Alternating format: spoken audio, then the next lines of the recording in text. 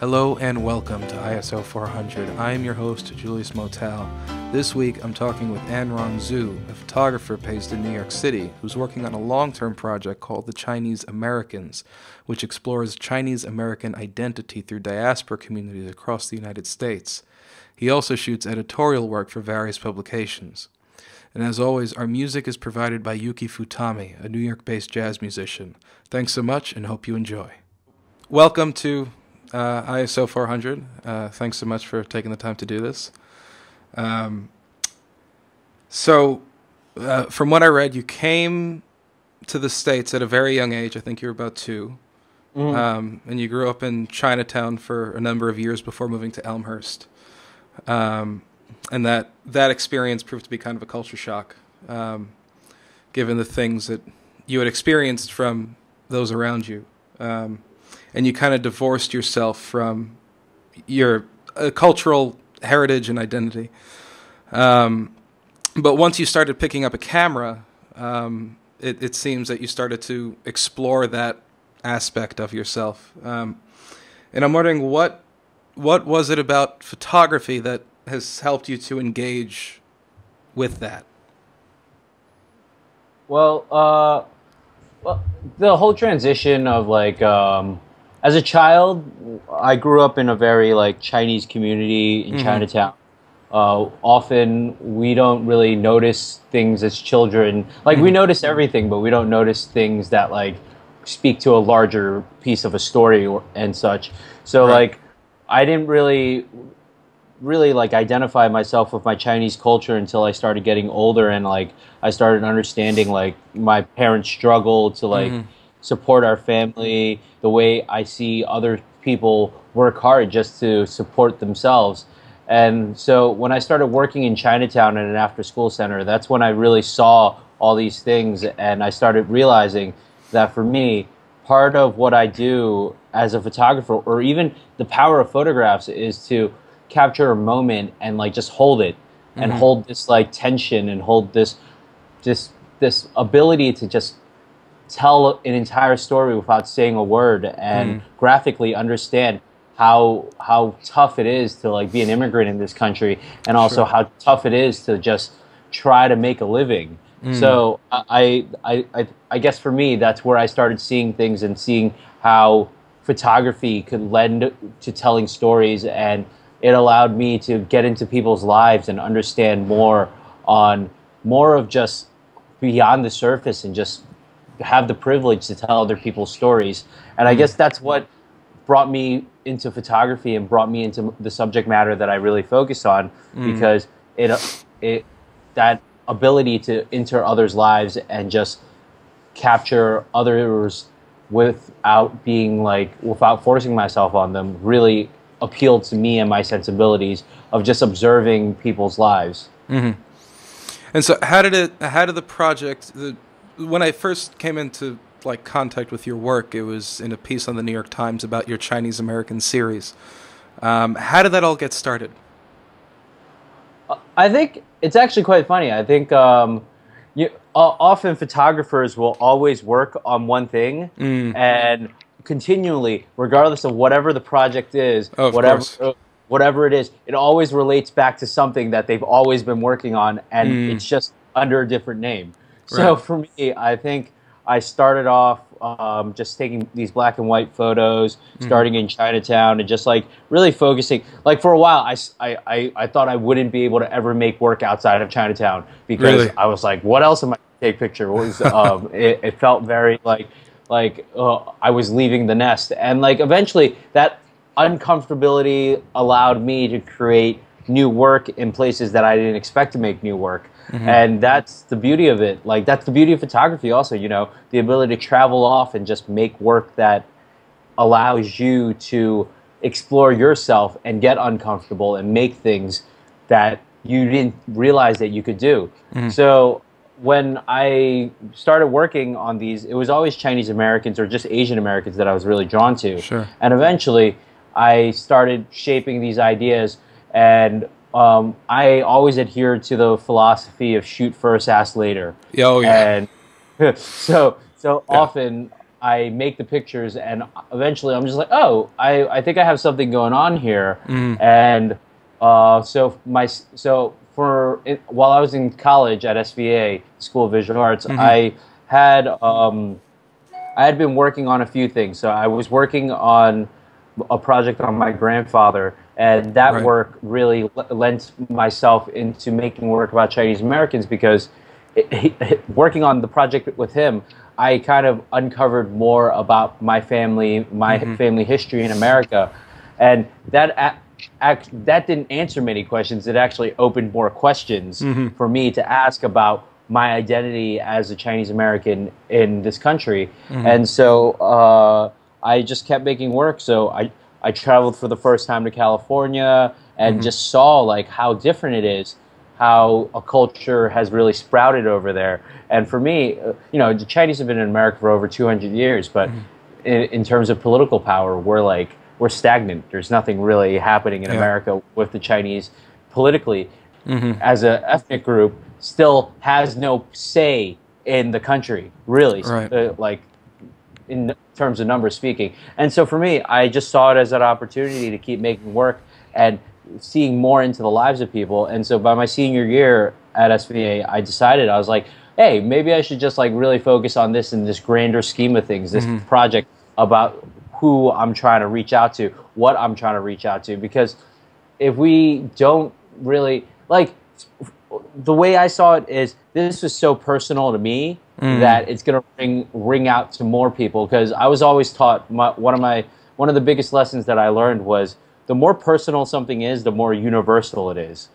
And often when I make work, I just really, it might sound ridiculous, but like, if it means a lot to me, I'm pretty sure at some point it's going to mean something to somebody else. Sure. And so that's how I approach things. And eventually, when I saw it, I was like, oh, snap, I'm actually making work about like Chinese American people. And I took all that and I started coming up with ideas, coming up with ways I wanted to shoot it. And really, the way I've approached it is, I'm telling this big, grander story, and how am I going to really justify, like, make it sound really good, you know?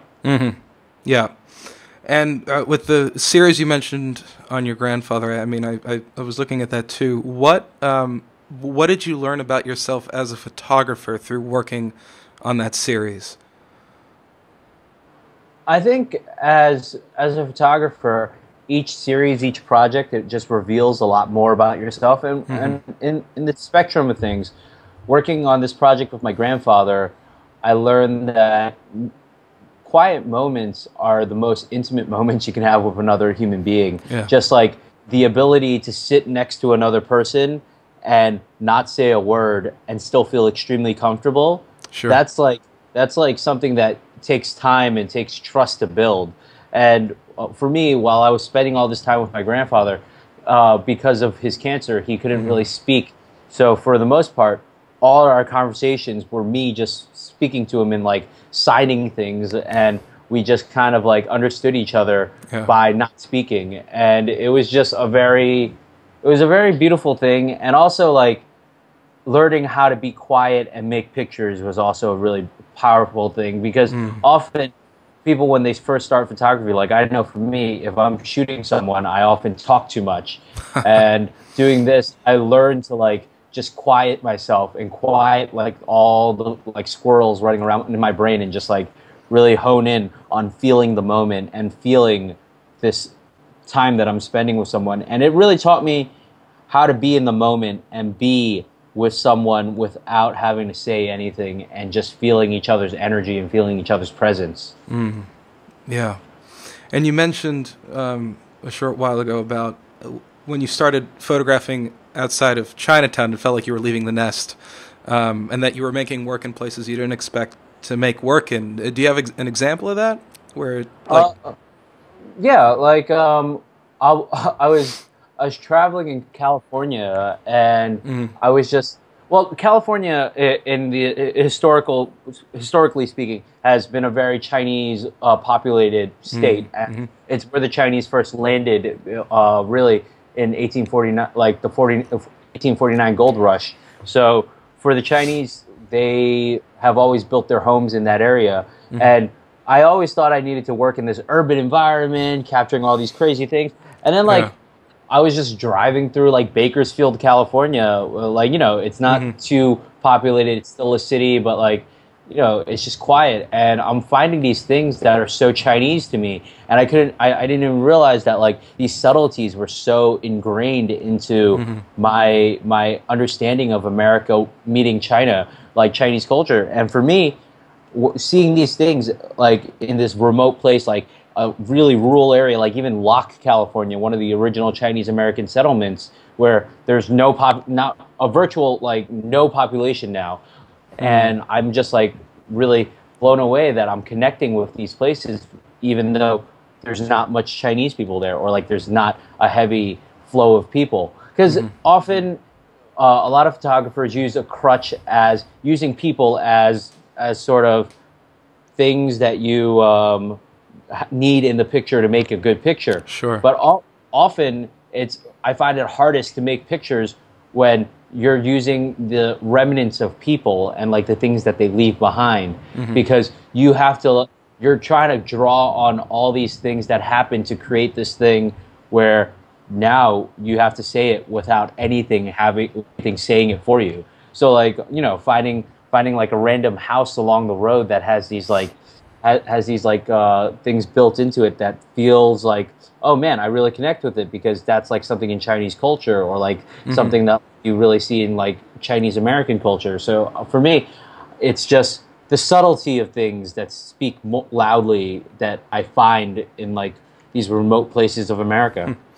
Yeah, and going on that point, at least in the edit of the project you have on your website, it's kind of a lovely mix of sort of still lives and portraits of people, whether posed or not. But the opening image, I think, is particularly striking and has a lot of that subtlety you're talking about. Looks like, and correct me if I'm wrong, but it looks like a Chinese restaurant. Let me see. I actually have been meaning to update my website. Okay. Give me a second. Yes, it's the interior of a Chinese restaurant. Can you tell me a bit about that image? Because I think it's quite beautiful, just in the play of light and what's in shadow and the deep reds and everything. Well, this is actually so in our minds. As like Americans, we grow up understanding that Chinese food is something you can have every day of your life if you wanted to. That's true. And like you know, everybody comes home, is like, oh, I'm too tired to cook. Let's just order Chinese. Right. Statistically speaking, according to numbers, there's more Chinese restaurants in America than McDonald's, Wendy's, and Burger King combined. That's kind of amazing. So like in our minds, we all have an idea of what a Chinese restaurant looks like, and so one color that is very Chinese is the color red. Yes. And so, like in most Chinese restaurants, you can just find some hints of red somewhere. Sure. And like red plays a huge part into like my entire project. But the interior, this is actually a restaurant in Jerome, Idaho. Ha! 2 hours from Boise. Yeah. Like 20 minutes from the next biggest city, which is Twin Falls. And you know that like I think it's called I forget the name of the area. It's like Sun Valley or something. And like but like for the most part, this is like the middle of rural Idaho, and there's like this one Chinese restaurant there, and we still get the feeling without any context of anything really being Chinese in it. There's this like, it's just the red of the chairs, and then this like flower painting in the background that just, for me, it just screams so much of light, of play on things that are there and things that we leave behind as people.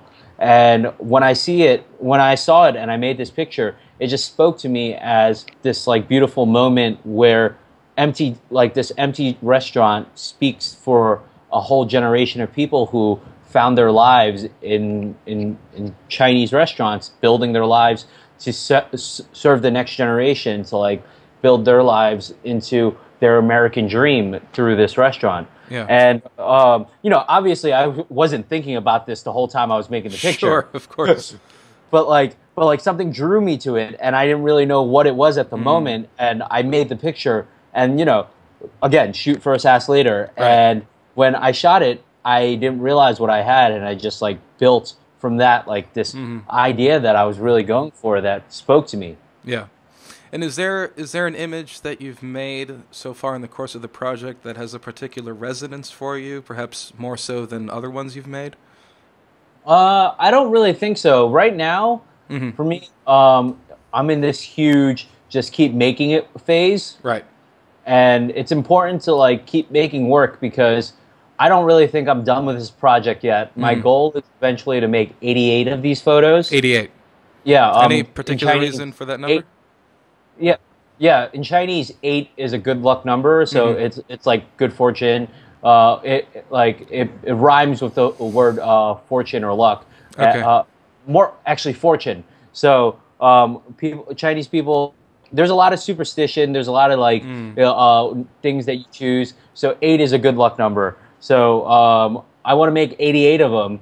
Robert Frank made 83 photos for the Americans. I was like, okay, well, if I'm going to do something about like American people, might as well aim for like a higher number. Sure. So like 88 was like was the nicest number that I could find that would speak to the idea of being Chinese in America and Chinese American, and play also on the idea of like building this epic story of an American people. And I mean, you mentioned the Americans. I mean, he shot according to certain interviews and things like 25 or 27,000 images for this project. How many do you I don't know, you don't need an exact number, but how many do you estimate you shot to date? Shot to date so far? Well, I know that like I'm probably well over 200 rolls. Okay. So, are you shooting this on film? Yeah, this is all film Okay. With a mix of like 35 millimeter and 120. Okay. So for me, I think I think I've shot over 200 rolls in total. So that's still a small amount of number. Maybe like 10,000 images so far, like shot on it. But the thing is, most people don't understand. Most people who aren't photographers don't understand that in order to make an amazing project or just make one photo, I have to go through like plenty. I have to go plenty of rolls, like 1, 2, 3 rolls before I get the one that like really says something. Because I'm not saying shoot a lot. Like you got to shoot a lot just to get to where you want to be. Of course. But the real problem is, you make one good photo, now make another that says something else about it, and make it have a conversation, because that's the hard part of being like a good photographer. Anybody can make a one good off image, like it's a law of probabilities, like if you're gonna shoot 1,000 photos, one of them is bound to be good. Sure. but then like to make a great one, you still have, it takes time. There's a method to it, and like for me, it's taken time to build this method and build this idea of like knowing what I'm looking for and knowing the circumstances upon which I'm going to find that image, Sure. And how many places have you photographed in? I mean, there's New York, there's California, there's Idaho. I mean, where else have your travels for this project taken you? So far, it's not as far as I want it to be, but I've shot parts of it in Boston, parts of it in Jersey, parts of it in Seattle, parts of it in Texas. So I still have a lot of country to cover. And I want to travel to different parts of America, just like really finding it. It was really nice. I actually just got an email from a fella in Hawaii. Whoa. And he's like, hey, are you going to come out here? Because like there's a huge Chinese American population here. And I was like, yeah, I'd love to go to Hawaii. I just haven't found a chance to go yet. Sure. Well, it's interesting because like the continental U.S. has this idea of what Chinese is. And it's really built on just the way Chinese have represented themselves, which isn't like too great of a light, but isn't too bad of a light. But there's like a lot of things that go with it in just the continental U.S. But like if I go to Hawaii, it's a totally different Chinese culture. Sure. Like over there, the majority of the population is actually Asian American or like has roots from Asia, and for them, like well, for me, shooting there would probably have a totally different feel, because over there I wouldn't have like the sort of like the way I see America now. I would see America in a totally different light there, and I'm actually excited to do that, to just trying to kind of create a comparison. So the traveling part is, I get to see America a little bit, but I also have to learn how to do it first. So like, a lot of applying for grants, a lot of getting rejected by grants. Sure. And right now a lot of it's self-funded, and I've gotten one grant from the Puffin Foundation, and it helps a little, but I can't. And the Infoco organization, Infoco gave me some money to work on this, but I have to like fund it myself, and for the most part, we as photographers are often trying to make our own work with our own money, and hoping something comes of it, because that's the reason I work. That's the reason I hustle, because I want to make my own work, and that's it's a trade-off. Not as much security, not as much like big things that we can really hope for, but in the end, we hope that our work speaks more to ourselves and satisfies our souls and the crazies going in our head, because this is why we do it. This is what we love to do, and we hope that at the end of the day, it makes some sense. It makes a difference in the spectrum of everything, Right. No, of course. And you mentioned you were doing this on film, which is a very conscious choice. What drew you to film for this project over digital? I think it was really when I started. I started shooting film when I started photography. Sure. And so for me, I started understanding things that way. Then I made the transition to digital, just because in our day and age, we need to be able to shoot digital for work, just to make our living. But film, the thing with film that I really enjoyed was the tactility of holding onto something. I've never heard anybody say, "Oh, I've held my digital file," and like with a piece of negative, it's like it exists as a piece of like tangible piece of evidence that something exists, and a lot of it has to do with the fact that as a people, the Chinese Americans have like been sort of erased from American history a little bit. Ask any American child who went to school in New York. I don't know about schools throughout the U.S., but in New York, there's one little paragraph about being the Chinese working on the railroad. One little paragraph when you learn American history about the Transcontinental Railroad, and then they talk about Promontory Point, where they put the golden spike to connect the East and the West. But if you look at the picture, there's no Chinese people in the picture. All of it is all just white people. They actually fired all the Chinese people the day it was completed. Wow. So that the companies didn't have to obligatory like, oh, you can have a train fare back. Some of the Chinese end up having to walk back to California because of it. My God. The fact that like these people erased them from history, simply by the fact of not being in the picture. The negative for that picture exists, but the Chinese don't exist in it. So, for me, this tactility, the ability to just have this physical piece of evidence says a lot to me, just in terms of physicality of like having something, and also mentally, it's like, well, if you're gonna try to destroy any of this, you're gonna have to get rid of the negatives and also the digital files to like erase this existence, Yeah, no, definitely. And how do you have an idea when you go to a certain place that there's an image you're looking for that you'd like to have in the series, or do you just kind of go and experience the place and like witness aspects of Chinese American culture, whether it's in Idaho or California or Boston? Like, what's your going into a place? What's the ideas you have in mind? Going into a place, I often have an idea of what I'm looking for. So, like, let's say, there's a trip that I want to make. Like, the West has this like grand idea of being open. People go to escape like the East Coast bustle and all that. I found a Chinese American cowboy and I traveled with him to the Grand Canyon. Really? Yeah. Well, this guy that I met, Ryan Takamiya, he's not like a real cowboy, but like, Yeah.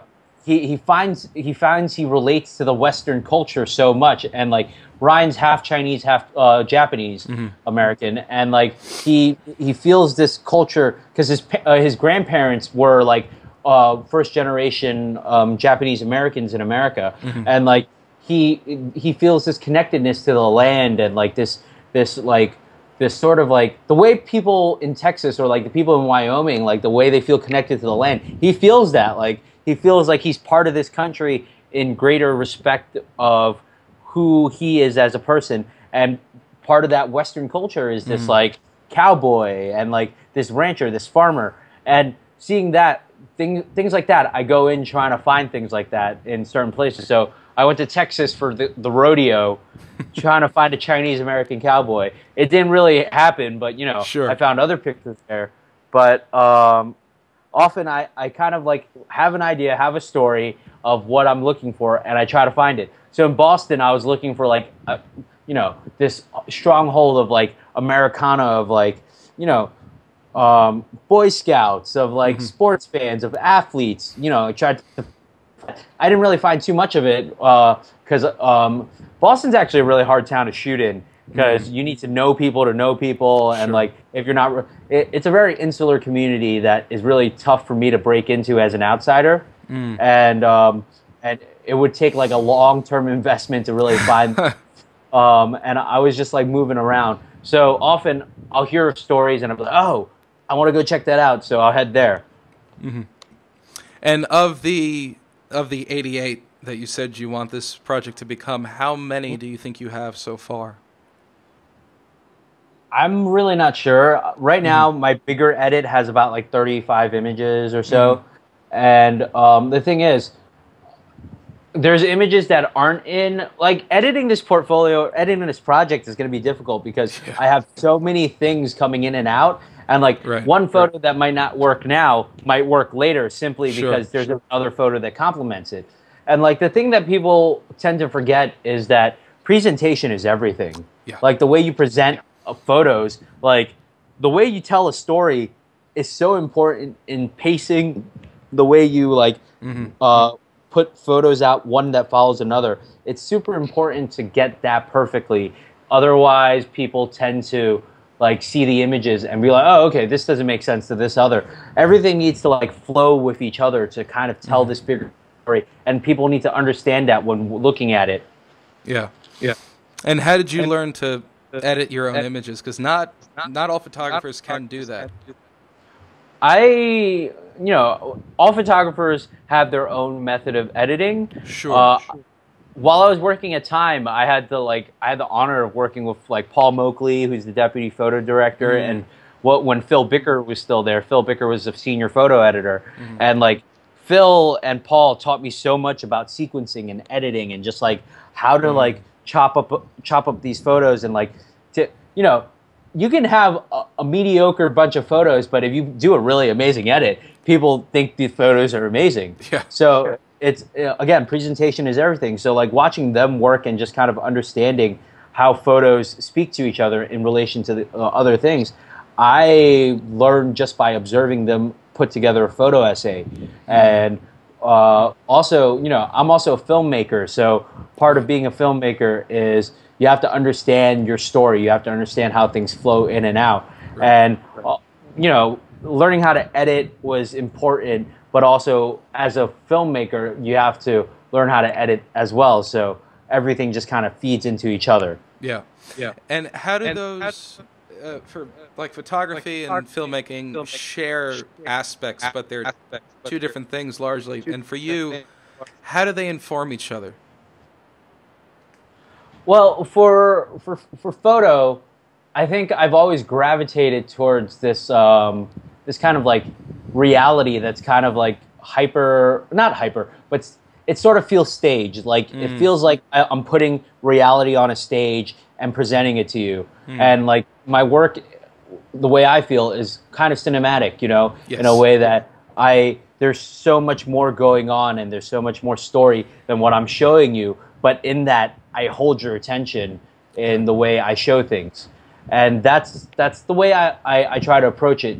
I find things that speak larger than it actually is to feed into the bigger story. And so I take that approach the way I shoot like films, I frame it the way I would shoot photos and just have things moving around and just kind of feeling the moments that would tell this story and kind of feed into the way my photos work, but now imagine them moving. Yeah.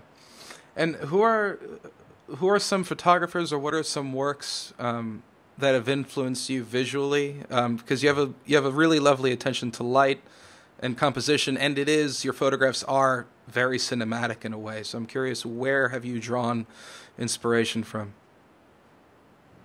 So here's a funny anecdote. I was asked my junior year by my seminar teacher at SVA, Joe Maida. He said, now imagine if two photographers came together and had a baby, and you were that child. Who are your photo parents, or who are your artist parents that made you? Sure. And so for me, I really thought harder in this question. He kind of asked it rhetorically so everybody could think about it. But I actually went. You answered. I went and found an answer. So here's the easiest way to explain it. Okay. So my photo father, I feel, would be Chen-Chi Chang, who is the Magnum photographer, right? Who spent a lot of time in like telling this story of sacrifice of like the one generation for another, and the work that he did in Chinatown, but also in China, that feed into each other. And so Chen-Chi, his work informed me in the way that like you can tell this humanistic story by just observing people's everyday life. And my photo mother would be someone along the lines of like Helen Levitt, who her use of color in the streets and the way she used color to tell everyday stories really informed me in the way I observe people and like the way I observe color and these off moments. And then the thing is, Helen was actually cheating on Chen-Chi with my biological photo father, Nobuyoshi Araki. So Araki actually is my DNA, who informs this sort of like romantic idea, this like eroticism that like sometimes comes out in my work, that this beauty that I'm looking for in life. And so the blend of Chen-Chi's like upbringing with Araki's like inherent DNA within me just kind of builds this person, this photographer who I am. And so all their works have informed who I am in the way I see things. But other photographers who like are big influences on me are like people like William Eggleston and like even films like I love Wong Kar-wai. And the work, fantastic. And like just the emotion that he's able to get his actors to create. But the aesthetic that like he really worked with when he worked with Christopher Doyle, his DP, like Christopher Doyle's way of showing light and the way he framed things really informed me in how I like things to be shown, and the way stories can be told simply by putting a figure in the foreground and then the background, and the way they mesh well with each other. So a lot of those photographers inform me the way I love to shoot. I also have big influences in fashion photography, actually. I love works by like by Helmut Newton and like and one of my close friends, Bon Duke. I love the way he creates energy within his photos, and then also I love Irving Penn's work. And it's actually funny. A lot of photographers tend to own the thing that I see a lot of photographers do is they find certain photographers that they like, but they never branch away from the genre of photography that they are used to. And I think it's important to like see other ways of seeing and creating it, or capturing that mood. Like Gary Winogrand, I think if he really focused himself, he could have like been a great fashion photographer. Sure. And even Bruce Gilden, he parlayed his like the way he shoots into making fashion photos, and I think that's amazing. And I think that's what makes photography so interesting, like how applicable one is to another. Like Taryn Simon was a fashion photographer before her assignment from the New York Times Magazine to shoot these homeless people. And from that point on, she became like this huge like fine art photographer because she discovered another part of herself that like allowed her to like make more work and make work like that spoke to her. And I think that's amazing, you know, like finding influences in certain things that you never thought would influence you.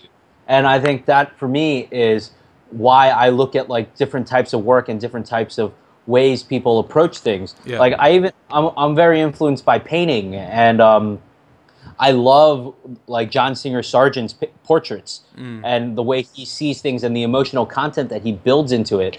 And like I love David Cho's watercolor work and his oil paintings and just the way he captures this visceral feel of people. So for me, I draw all these influences from other people, even writing. Like I love Murakami. And so, oh my God, yes. So like the way I see the world is influenced by everything that I do, everyone I meet, everything that I experience. Like music too, you know, I love listening to folk music that has stories.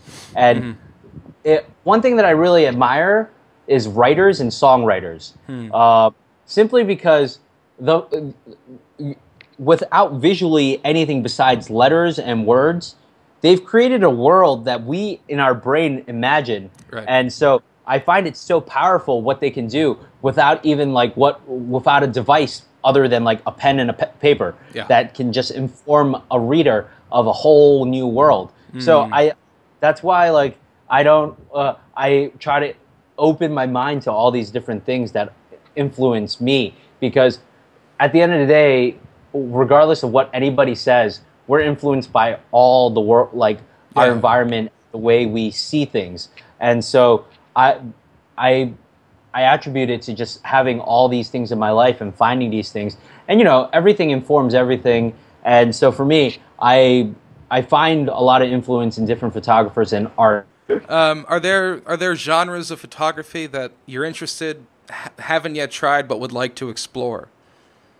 I think, you know, I love my documentary photography. I do a lot of portrait work as well. Yes. I would love to, secretly, but openly secretly, I would love to try to shoot some fashion one day. Just in terms of like the way I shoot photos, I think would be very applicable in a fashion sense. Just the way to use light to sculpt stories. I think that's, at the end of the day, that's really what I love to do. Just tell stories visually. And I think any application of that into any form of photography, I would love. I would love to start trying to explore conceptual photography, but like it's difficult for a lot of photographers who use photography to make visual statements. But photography about photography, it is really difficult for me to grasp. And I think that's one thing that I try to always do, is things that make me uncomfortable or things that make it hard for me to understand. I actually try to gravitate more towards it, because the less I understand about it, the more I want to understand about it. And do you have any, like, what do you think? Do you have an idea of what might be next after you eventually finish your Chinese Americans project? Where do you see your career and your photography going? I would love to teach. Teach photography, teach at schools, just be somebody who feeds into the photo community and feeds into more creation of new things and helping another generation just kind of find themselves. It's one thing to like satisfy your own soul, but then like when you help others find their path, it's just very enlightening. It helps. It makes you feel like all your work helps others. And I would love to teach. I would love to like keep making photos of something. My biggest thing is, so Iraqi made this beautiful photo series about his wife called Sentimental Journey, where he photographed them from like the point where they got married, all the way into their honeymoon, all the way to the point where she dies early because of some kind of disease. But I feel, you know, my next step is to try to fall in love at some point and like photograph my journey through love with a partner who I feel I'm growing with. Because here's the problem that I see with myself. Often I work in these projects that have long time spans that don't really say things until like it really grows. And it takes time. You can't, you know, Rome wasn't built in a day. Yes. So I think for me, I can work on short-term projects, but I love working on these long-term projects where I get to see somebody grow or see somebody change over time. And, you know, that's one thing that I would love to do one day, just to, you know, if somebody asked me what my dream assignment or dream photo shoot would be, it's like, you know, I'm a hopeless romantic. For me, I have this concept in my mind that if I could wake up every day next to the love of my life and just photograph her, like every day right before she wakes up, I think like I'd be the happiest man on earth. You know, just waking up with somebody and just kind of observing them and just making these photos to create this like sort of like mantra / like poem on life about another human being is just kind of beautiful, I think. Yeah, no, definitely, and I do hope you get there. Something I ask every photographer in the interview, and it's tailored to the experience. What is one piece of advice you'd give to a photographer who's looking to explore their identity or their cultural heritage through photography? I think the best piece of advice that anyone has ever told me, or I've just like thought of myself, is when you're making work about yourself, you have to be honest. Honesty is, you have to be honest with yourself. Like, you know, I have to be honest with who I am. I have to be honest with why I'm doing this and why I'm trying to tell this story. So like for me, I'm fortunate. You know, I didn't. My parents weren't super poor, but my parents weren't super well off. They worked hard and eventually attained this middle class life in America that allows us to have a house, that allows us to have things that, like, you know, families who weren't as well off couldn't afford. And, you know, that's why I'm able to do photography. You know, I'm able to like, I'm afforded the chance to take this risk of making work, of being a photographer and not having a stable income, you know, because my parents support, have some form of support for me, you know, the ability to say, hey, we believe in you, and the ability to make my life a little easier. So I have to be honest with myself and understand that, you know, I'm lucky to be where I am. Yeah. And so I think any photographer or any artist just coming in to try to make work about themselves, you have to acknowledge who you are as a person. Like, I had a really amazing class with this woman named Kumbi Oni, and Kumbi, she asked me this question. She's like, "Here's you know, identify yourself in three words, like 3 things of who you are." So, like, you know, I'm a Chinese American male photographer, and like, you know, those are the first 3 things that come into my mind. You know, so what does that say about me? What does that inform about me as a person? You know, so one, I said Chinese American first, so obviously my identity means something to me. Sure. And then gender, being a male, that also adds another layer of the way I see and the way I interpret the world. Sure. And then photographer is what I do. So like, you know, these things like add up to trying to understand yourself. Is you have to be honest. Yeah. Honesty will really add so much to the way you see things and the way you understand things. Because if you're not being truthful, it shows in the work. If your intentions are somewhere else, if your intentions are like not true, then, you know, viewers can see. Viewers can understand that, oh, you're not really, you know, you're not being honest with us.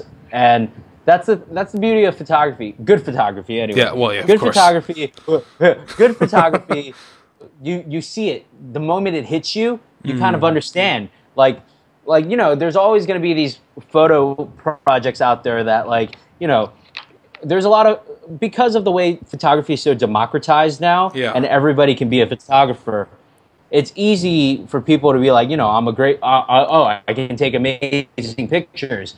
I can do all these things that, like, you know, I feel I'm saying something great. But honestly, it's still like the way it used to be. There's a crap ton of people who make work, but a handful who have things to say and have a voice and have the visual language to say it, you know? Yeah. And I think that's the thing people often forget.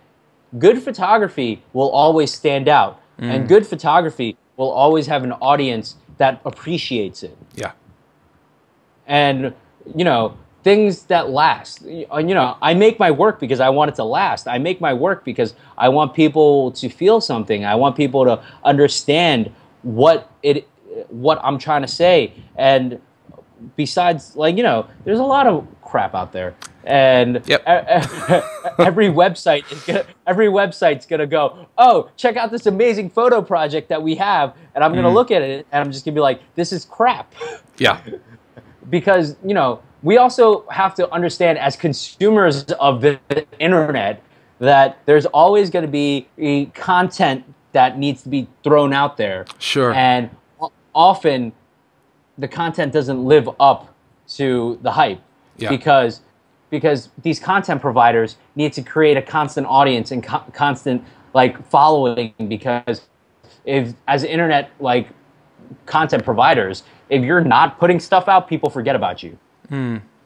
So we have to stop work. So when I first graduated from college, I was like, crap, why am I not like getting out there? Why is my work not getting out there? And I realized it's because it's there are the people that I don't want my work showing with, you know? Right. And, like, it's important that we understand as artists, as photographers, is that it takes time to become good. It takes time to become great. And you're not going to it's not going to happen overnight. You have to work on yourself before you work on trying to get yourself out there. Right. And that was a really hard lesson that, for me, like, just knowing that it's patience. Patience is a virtue. And you need to have that if you're going to do any work that matters. Yeah, definitely. Well, fantastic. Thanks so much for doing this. You're doing great work. No problem. I wish you a lot of success. Thanks so much for watching. This has been ISO 400. If you'd like to see more of An Rong's work, you can go to his website, anrongxu.com. That's ANRONGXU. Or you can follow him on Instagram at AnRizzy, ANRIZZY. And if you like what we do, please hit subscribe down below and share this with your friends. Thanks so much, and see you next time.